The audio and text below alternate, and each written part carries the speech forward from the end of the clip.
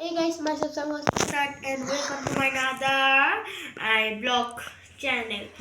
Guys, আজকের ভিডিওটা অনেক ইন্টারেস্টিং হতে যাচ্ছে গাইস, কারণ আজকে দেখো কয়টা বাজে, রাত 9:46। এখন আমরা খেলতে যাচ্ছি স্কুইড গেম।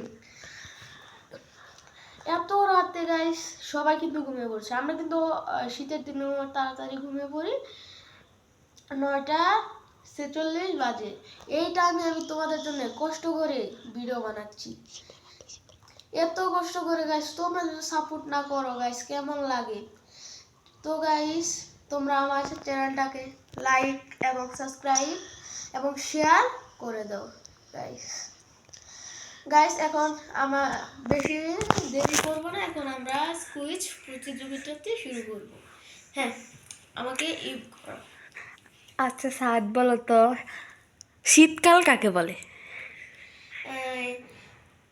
মানুষ বিড়ি খেয়ে যে ধোয়া, মানুষ বিড়ি না খেয়ে যে ধোয়া ওরা যেই কালে, তাকে শীতকাল বলে। আচ্ছা, সেকেন্ড কোশ্চেন। আচ্ছা বলো তো, মায়ের হাত থেকে মায়ের না খাওয়ার কেমনে বাঁচা যায়? আমার মা যে বাবার পকেট থেকে টাকা চুরি করে, সেটা যদি বাবাকে বলে দিই তাহলে মায়ের হাত থেকে বাঁচা যায়। কিন্তু তোমার মা যে আবার তোমাকে কয়েকটা বাদাম দিবে, তখন আমি বাবাকে বলে দেবো যে তোমাকে এটা বলেছি, তোকে আমাকে মেরেছি, তখন ব্যবস্থা করবে। আচ্ছা, তোমার মা কি সত্যি তোমার বাবার পকেট থেকে টাকা নেয়?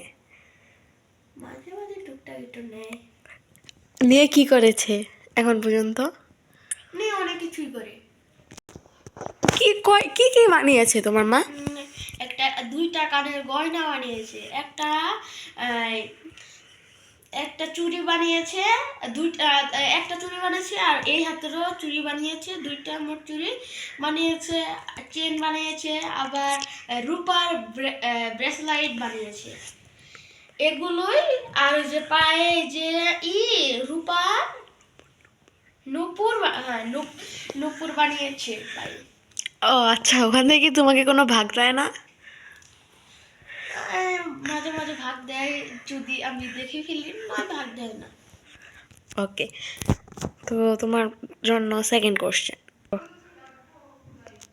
আচ্ছা আপু, তুমি তো আমাকে অনেক প্রশ্ন করলে, এখন আমি তোমাকে করবো। আচ্ছা বলো তো, পড়াশোনা করলে কি হয়? এখন বলতো।